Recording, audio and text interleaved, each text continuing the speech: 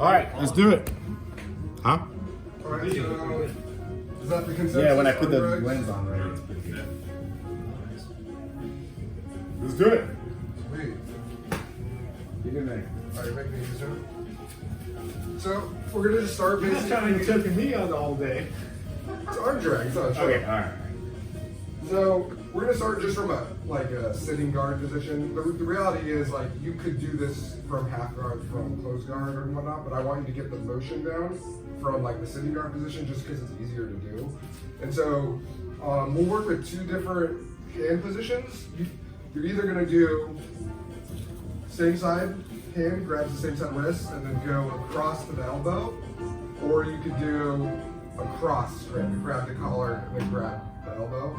So just stick with one at first. Once you get a feel for it, if you want to try the other one, do that. It's really a preference. So for now, I'm going to do same side wrist. I grab same side wrist, I cup across. The idea when you do this is I want to really like I'm pulling him across, right? The reality is like he's not going to let me pull him across, right? But what happens is by him resisting, when he pulls himself back in the posture, I could actually ride that across. Like he's not really pulling much, but if I really pull, he pulls that, I could ride that across. So it really doesn't matter what happens first, whether it's, I shouldn't say first, it doesn't matter what happens, whether I'm moving him or myself, right? It's about creating that angle, like in relation to him. But you have to think, if I don't pull very hard, like if I don't commit to actually try to bring him across, he's not going to give me the energy to pull me back like through. Does that make sense? So even though the reality is you go to pull them across, that's probably not going to happen. He's going to basically pull me through. Does that make sense? So we're just going to start with that just as like a warm up. So you just sit in like open guard position, same side wrist. I grab across. I'm going to pull him across. And just pause. So as he pulls back, I'm going to pull my hips. So it's a big hip movement. I'm shifting my hip as I pull myself to close the distance basically to his arm, if that makes sense. So if you really think about what's happening is I just want to bring my chest to his shoulder. So in this portion of it, I'm just trying to bring the chest close and then shift my hips at the same time. Does that make sense? So the upper body's trying to bring the chest to the shoulder, the lower body is shifting the hips. Any questions with that? No? All right, just get the motion down. We'll move on pretty quick. All right, 1, 2, 3. And like you could be doing this, I could be in like a full guard and then like sit up and then start coming into the position. I could be in like a butterfly guard. I could be in half guards. You could be in a lot of different positions, but it's just easy to learn from like kind of the sitting position. So I got here, I grab the wrist, I pull, I come across. A big mistake people do is they let go of the arm. If I let go of the arm, if he just drives his shoulder straight back, he's gonna end up with like an underhook, and he's gonna start putting me back flat on my back, right? So when I'm across here, I have to keep this, and the way I'm able to get my hand back is I actually have to draw my knee out. I create it like a base, and I turn myself behind. So now if he draws his elbow straight back, it runs into me. Versus if I'm like this, he can actually, you see how he can start putting me back on my back. So there's a couple things going on here. One is I don't want you to let go of the arm until you could get in a position to stop that. The other thing is what'll happen a lot of times to people, especially if you're doing this from full guard, is they leave their leg too far out and they're like trying to come around like this. I actually want this knee to come out as far as possible, as long as just the foot's in there. And honestly, worst case scenario, even if I came all the way out, I would be like in this position. It's not really that big of a deal. But the worst thing you could do is come up here and I leave my knee down, right? I don't have any base over here. So if he just starts coming towards me, I have no way to stop him. Does that make sense? So there's like two big things. One is preventing him from getting that underhook on the side, to flatten me. The other one is be able to build like a base of structure, support down here by pulling my knee out. So you want to exaggerate that. So I'm in here, I'm grabbing the same side wrist, go across, I shift out, I come to the hip. That's the other thing I want to do. I'm always trying to stay close. As I come up, I pull my knee out, right? And his leg's not going to necessarily open up. Sometimes my foot's going to come out, whatever. I just want to make sure you get into this with a nice base of support and no way for him to start coming behind you. All right, any questions with that? Grab across, shove my hips across. Notice I pull myself down towards his hips. I grab the hip, I turn, and I allow the hook to come shallow so that my knee comes out. I notice a couple people, and this is common, they leave their hook deep. It's very hard for me to pull my knee out. You have to allow that hook to come shallow so that you can bring the knee out. Now, once I'm in this position, there's a couple things I can do. The most obvious would be for me to throw my hook in. Personally, that's not my preference. People are really strong when they're on their hands and knees. You get a really big guy, and you just like throw yourself over. It's like cool, I have his back, but like he's very explosive in this position. So just me in general, like when someone's a turtle, I always try to break down the turtle. Because people are just strong like this. Even though you're in a better position, people are powerful, right?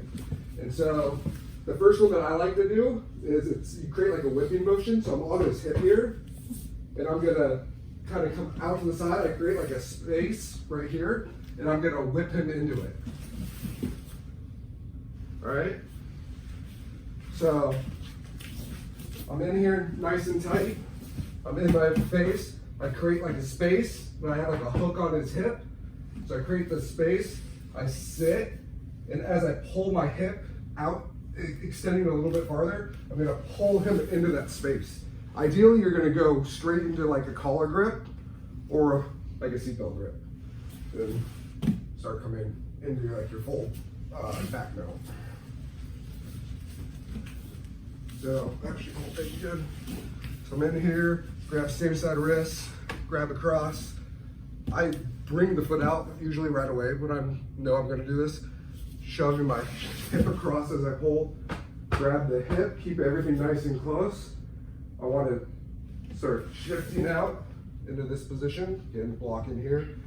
I make like a space to pull them into, and I hip out and I pull, immediately, usually feeding the collar, and then coming down. Usually with this, you can throw your hook in. I personally like to make this hook go high and this one onto the hip, which allows me to extend them, and I feel like it's just more control. Fine. So again, I was grabbing same side wrist, cupping. The reason this is my preferred grip, like versus the other one, is because it works no-gi. The other grip is a little harder to do in no-gi. That's really the only reason. But sometimes you're grip fighting, whatever I grab with, I'm just gonna go. I'm not gonna like switch. So instead of doing same side, I grab the cuff, I go across, and it's the same motion, right? So I'm pulling them across and I'm going here. The difference is I have to like pin from here until I get my body around. So like as I'm coming, I'm pinning, I'm like locking this and pinning it out, right? Because it's the same problem. If I don't control that, you can start coming through. So that's different grip, same problem. So we're doing the arm drag. Pull them across, go up. I do the whip. Once I get to here, one hand helps the other. So yeah, you can move. You know when you're good. I like to open this up, right? So if you look at my grip, right, my hand opens this way. If I grab like this, it's the way to break is very easy. If I turn it, when he goes to pull, he's actually reinforcing my grip. Does that make sense? The other thing, I don't know why it works, but when he tucks his chin, if I go this way, you run into his chin. When you rotate it, it cuts right underneath. It makes like a little triangle shape, like a knife. It works, right? So flip, one hand feeds the other, pull all the slack out. From here, I mean, there's a bunch of finishes. The most basic one is I'm just gonna reach across now to the other lapel. I'm gonna pull straight down, take all the slack out, and then just wring out the choke. All right? Any questions with that, or do you want to see it again? Show a couple of the variations. Okay. So you can pick. So a lot of this is going to come down to what he does. My preference is always pretty much to go to the bow and arrow choke, because usually when it just happens mostly to do with this motion, right? So I'm going to loosen up on this because I just don't want to be super mean with it. But you have to think about, he just flipped into my lap. What's he want to do? Like automatically. Like he doesn't know that I'm like grabbing his collar yet or anything. He starts trying to turn towards me, right? So as that's happening, that's usually what helps me set up the bow and arrow choke, where I start coming across like this direction. So in this case, it kind of felt weird, so I had to come up that way. Sometimes you may come across here, whatever. We're probably not going to do the bow and arrow choke right now, but it's just good to know that it's there. The other variation would be, I'm going for this choke. Usually the hand comes up high, and so like I just feed behind. But for right now, I just really want you guys to focus on the very basic choke. This is just right here, right? So again, opening, feed to the other hand, get all the slack out, switch the other collar, pull straight down, ring. The motion, draw down his back with your elbow, bringing it back to my hip. And your wrist, you're casting a spell. All right, any questions?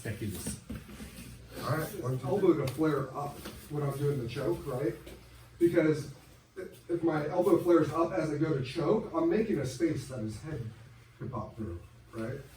So that's why it's important. I draw my elbow down, and actually my shoulder will kind of come into this space too. So as I'm doing the choke, whether it's here or the bow and arrow, it's like there's no space for his head right to get through, right? If I go like this, he's gonna get through that space.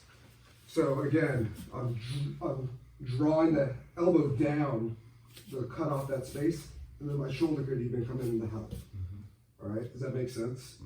So that's a big thing. I escape actually a lot of people doing bow and arrow chokes because they do this.